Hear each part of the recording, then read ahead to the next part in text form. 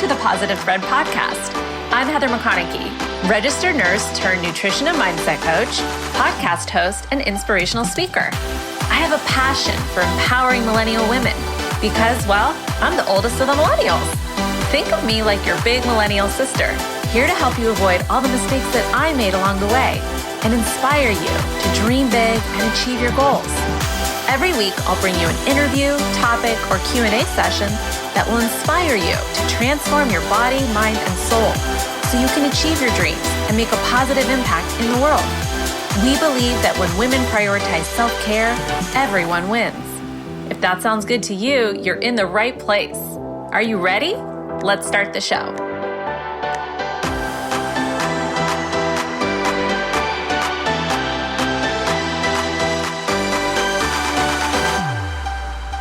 I've got a juicy interview for you with my client, Christina, today. Her story is going to super inspire you, and I'm so excited to share it with you. Before we dive in, have you checked out the Recipe Fix? It's my completely updated recipe resource for you with over 75 easy, delicious, macro-friendly meals. If you don't have this in your life, girl, you need it. Go over to my website right now, heathermcconaughey.com/store, and you can use code POD5 to check out, grab your Recipe Fix, and get $5 off. This is a resource that you will have access to ongoingly, and you'll have access to future updates. So it's something that you definitely want to have in your arsenal for healthy eating. Now let's dive into the episode. Welcome to the podcast, Christina. I'm so excited to have you here. And to get us started, will you just introduce yourself? Of course. So my name is Christina. I live in the Georgetown, Texas area, so just north of Austin.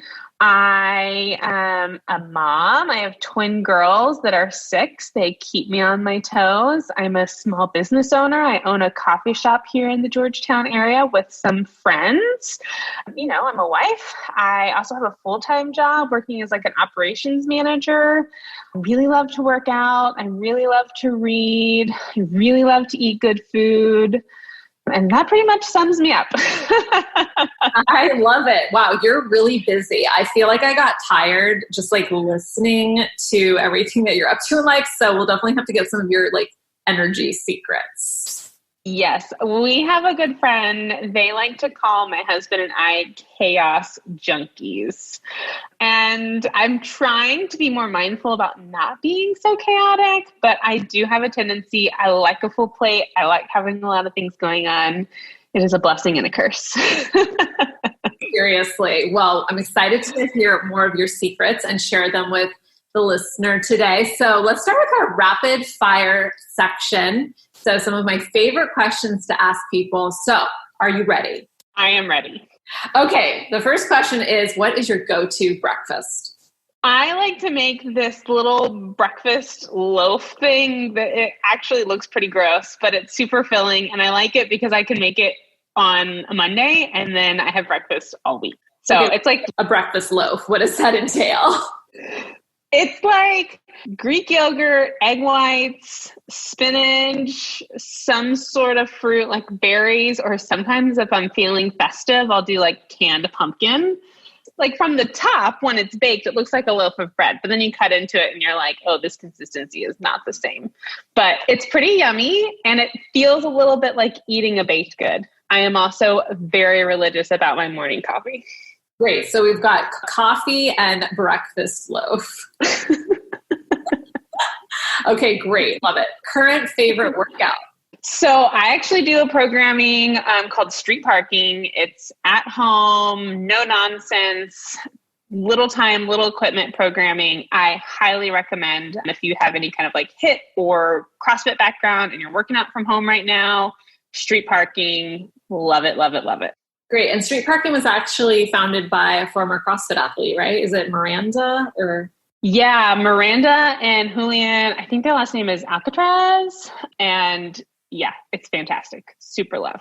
Great. Okay. So if you're looking for at-home workout programming, y'all check out Street Parking. What's your favorite way to unwind?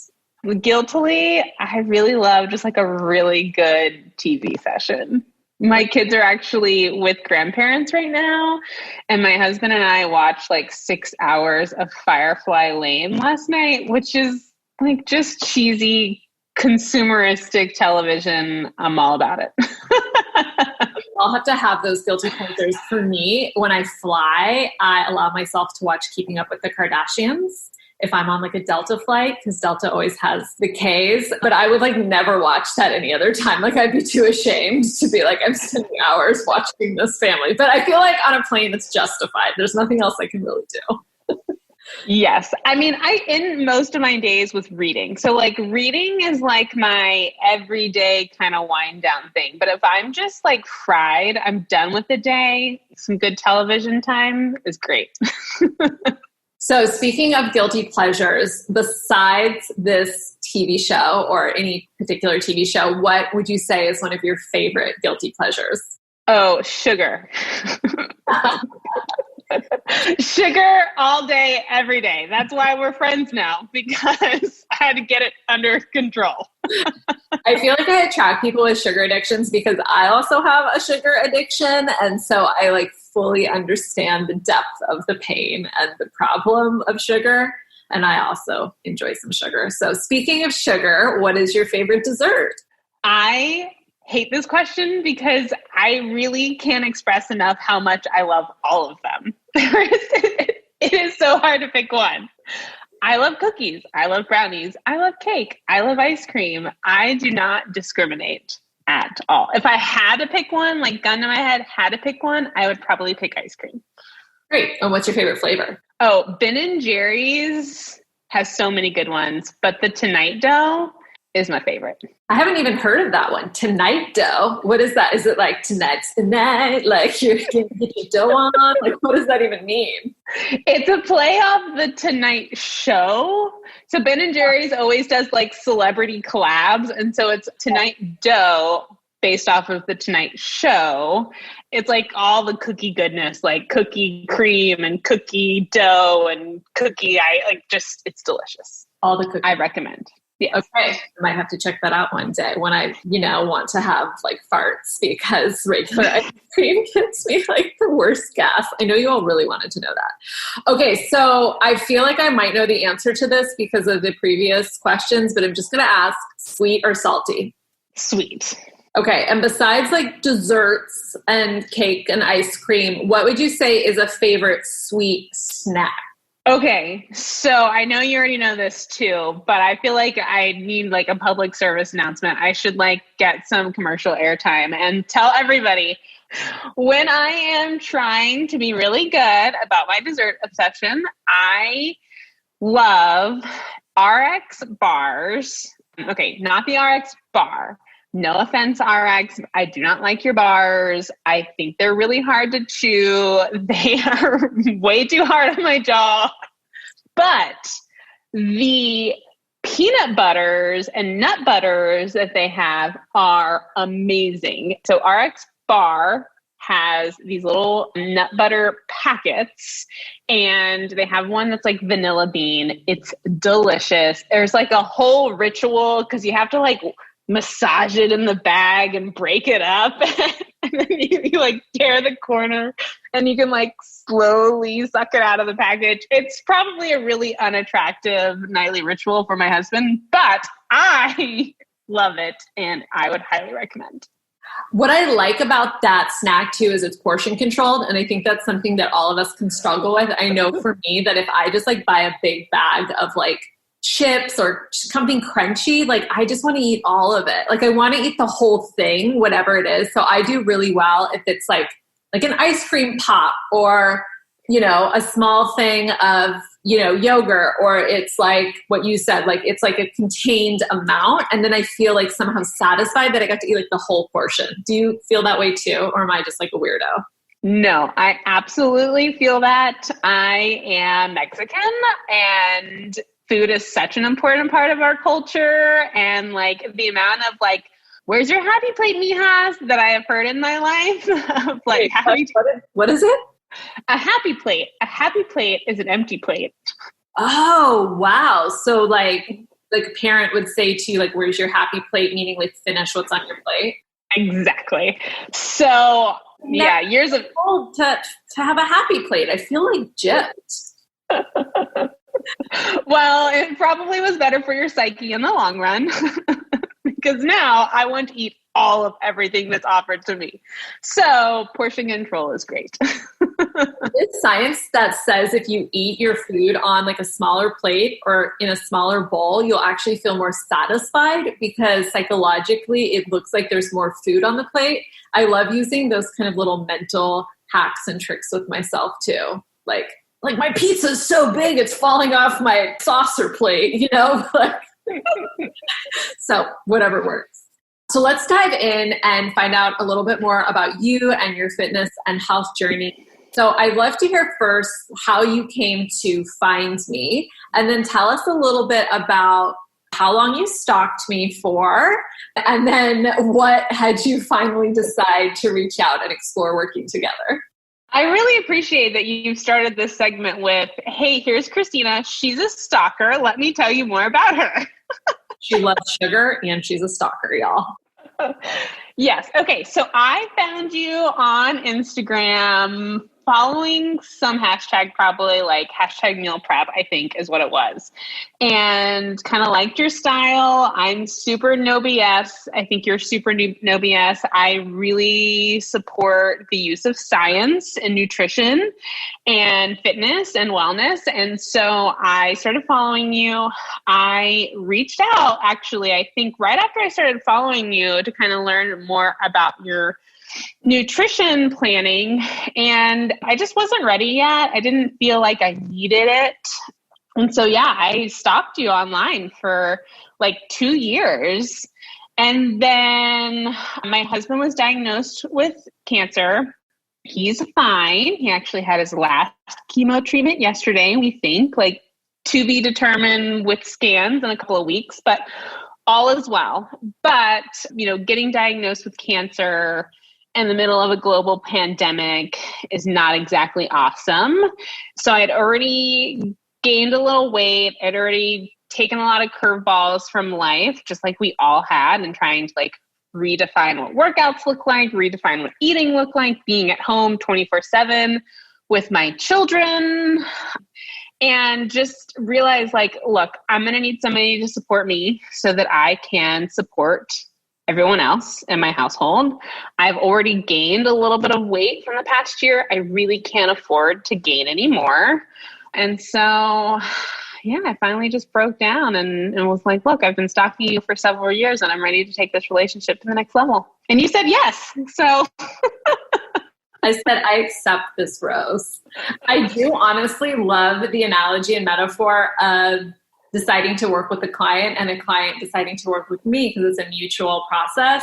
I really do think of it kind of like dating. Like if you follow me on Instagram or we meet on Instagram, it's kind of like we met on Bumble. And then like we have our first date, which is like a phone call. And then maybe we have like a second date, which is a longer phone call. And then like we decide if we want to go steady for a little bit. I love that analogy. I've been married for a very long time at this point, so I don't even know what online dating is like, but I give 5 out of 5 stars for our dating experience online. It was wonderful. So happy. I love that. So talk to me a little bit about the problem or frustration you were having before you decided to work with me. Like you'd mentioned you were gaining some weight. So just kind of talk to me about like what was going on. What were you struggling with? What did you feel like you needed help with? Yeah. So I really was at this point in my fitness where I've had a solid routine with working out for a long time. I had the basic foundations of nutrition down. I knew that I was eating enough protein. I was eating a decent amount of vegetables, but I just wasn't really dialing things in. I wasn't counting my macros. I had counted macros before. I understood macros, but I wasn't really paying that much attention. I wasn't dialing things in. I was cutting myself a lot of slack, which I think, we probably all are/were over the past year and a half because it's been hard.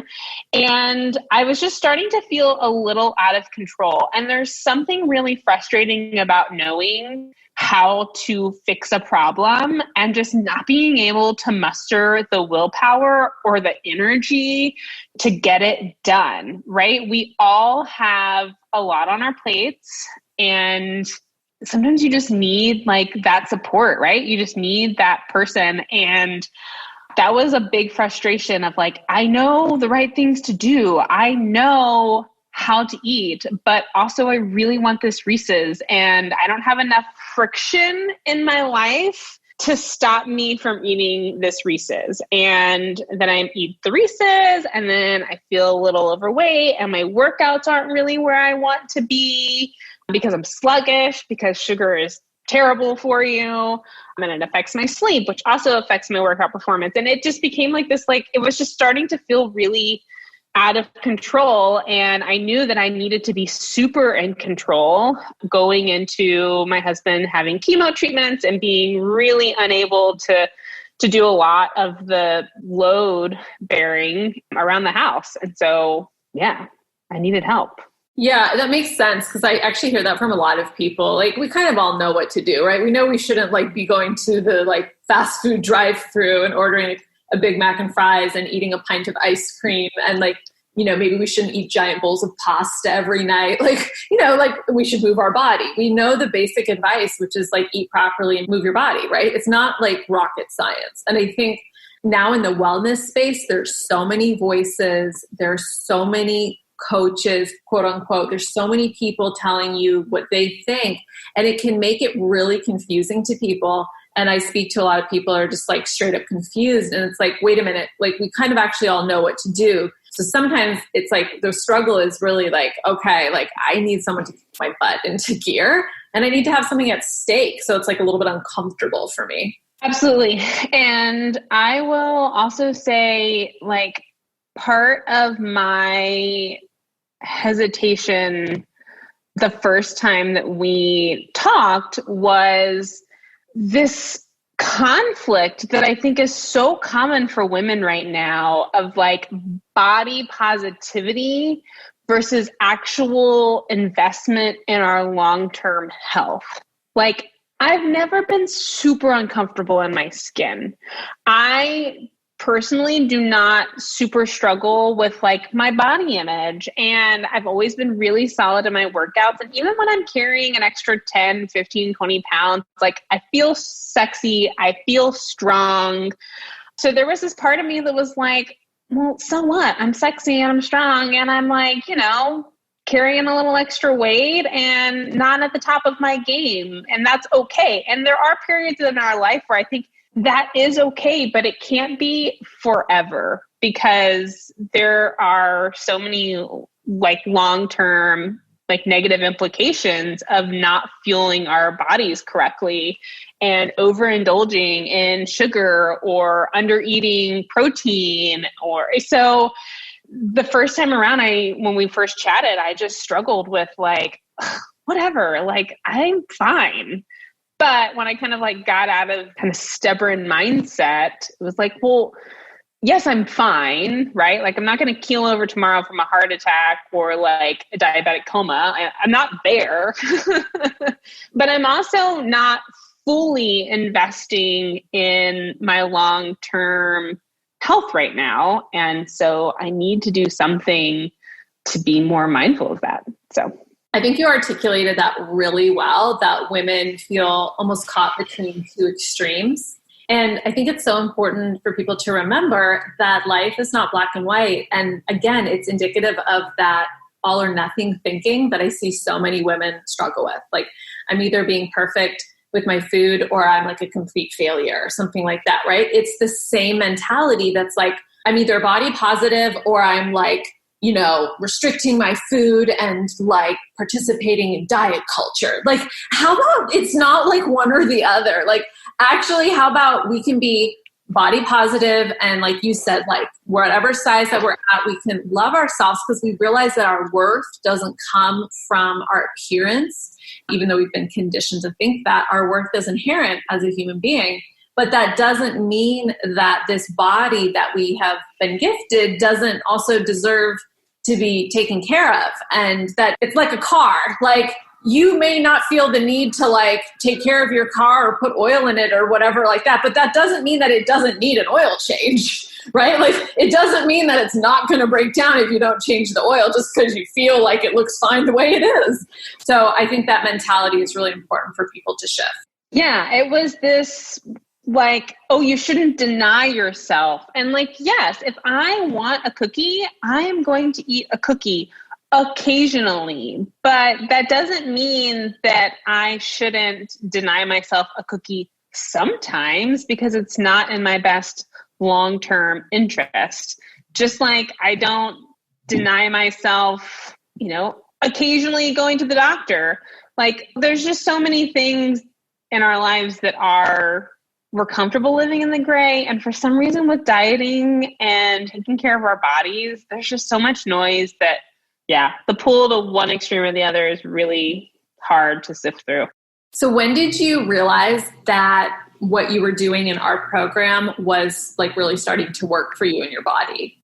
I feel like I had a couple of kind of aha moments. Like, yes, the scale started moving in that direction. I actually think when we first started meeting and you asked me what my goals are, I told you, look, if I can make through the next couple of months without gaining weight, that's good for me. I just don't want to be in the super stressful period of my life, gain an extra 10, 15, 20 pounds, and then actually be in an overweight category that makes me more at risk for a lot of other health things. So yes, the scale started moving in the right direction for me, but I think I also just started to see more energy and self-control and steadiness in my life. I was working full-time, helping out part-time in my business that I own, taking care of my 2 kids, taking care of my husband who had cancer, navigating a global pandemic. And I felt okay because, I was doing the work on my diet and exercise, which, sometimes the planning up front can seem hard, but when you really kind of get into a routine with it, it starts to feel really easy. And I was just really putting my energy in the places where I needed to be. So I think we had a call at one point where I was like, I feel good. Like I feel like everything's clicking into place. And when I think about everything that's going on, like that's amazing. So that's a great thing for me. So one of my hesitations with getting started was like, I don't know that I'm going to learn anything new.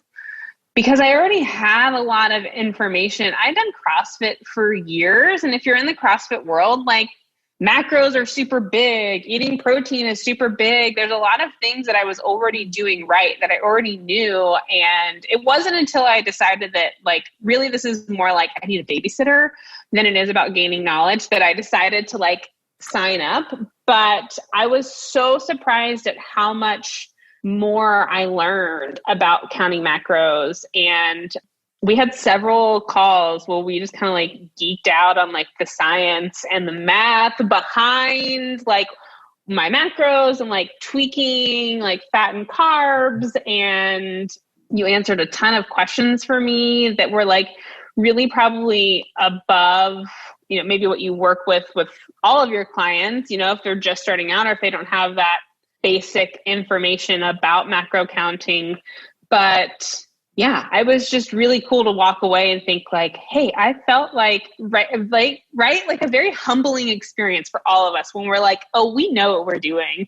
And then we talk to somebody and learn more about something we already feel pretty knowledgeable about and being like, oh, there's still like this whole other world of this that I don't know. And I gained so much knowledge and that's really great. So yeah, definitely super humbling for me in that regard. And I learned a ton.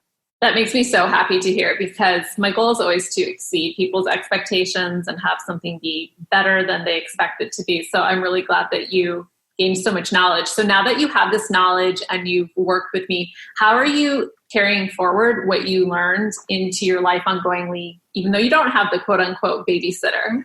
So something that I really wanted to figure out with you, I've always felt like I'm either not caring, right? Like just kind of living life, letting nutrition be where it is. I'm still working out. I'm still eating my veggies. Like I said, I've always been really good with my protein intake because I just crave it. So I've always known like I'm not totally off the mark when I'm just like free falling, but I was always like free falling, slowly spiraling out of control. Oh no. And then cutting. Right? I was always one or the other. So something that towards the end of our journey together, I really wanted help on was like how to maintain, how to live life with like some consistency. That's been a big word for me this year. It's just like consistency, because I do have a busy plate. I do have a lot going on. And for all you Enneagram lovers out there, I am an Enneagram 3, which means I love accomplishing things. I love tackling a to-do list. I love reaching really far.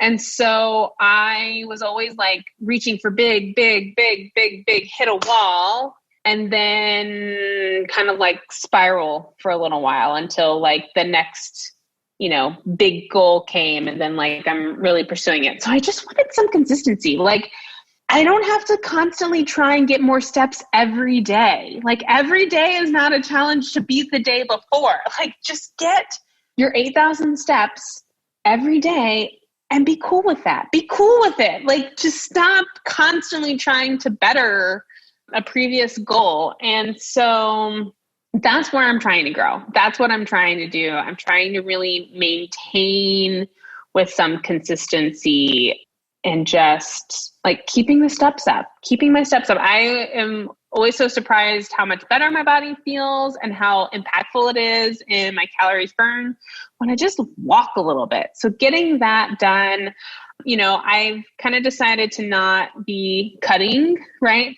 Right now, I just decided like, I'm going to take some time. I'm happy with the results that we got. I'm going to just take some time. I could probably, lose a little bit more, and maybe I will in the coming months. But right now I'm just working on maintaining. So I'm still logging my food.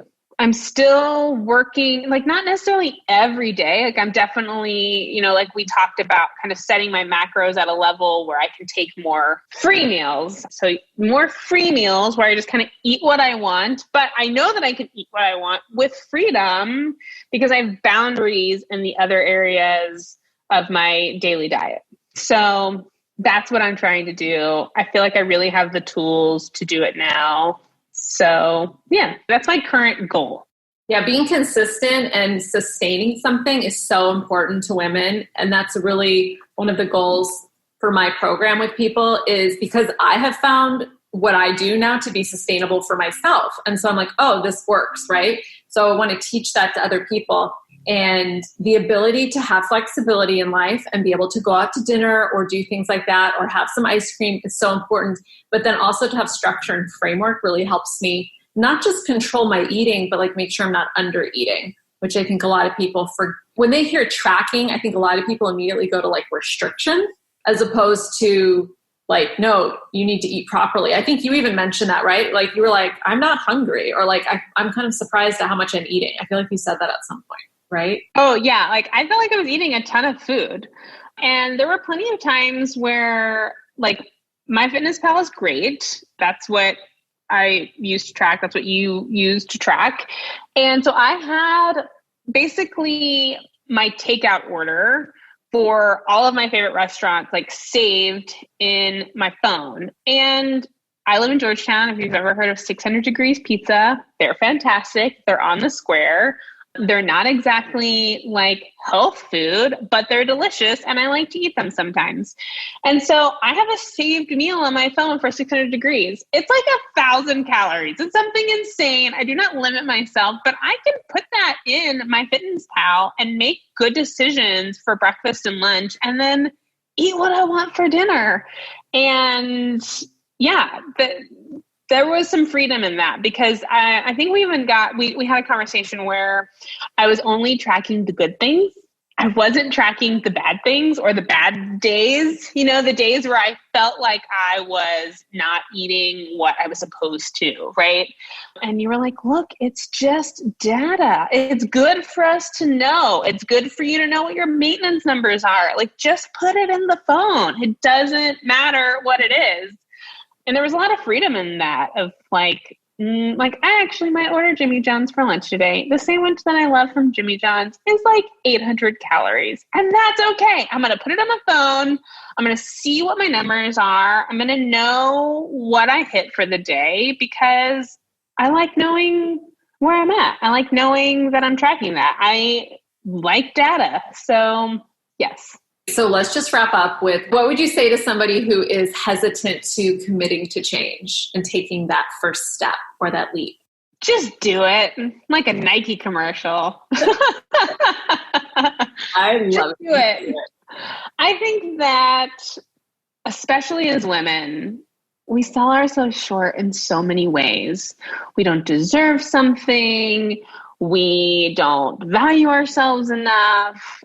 Especially as a mom, like also people without children, of course, but as a mom, it's so easy to fall into the trap of like, oh, I just don't have time for me. I don't have time for me because I have like these little people that I love so much, but also take everything from me like little leeches.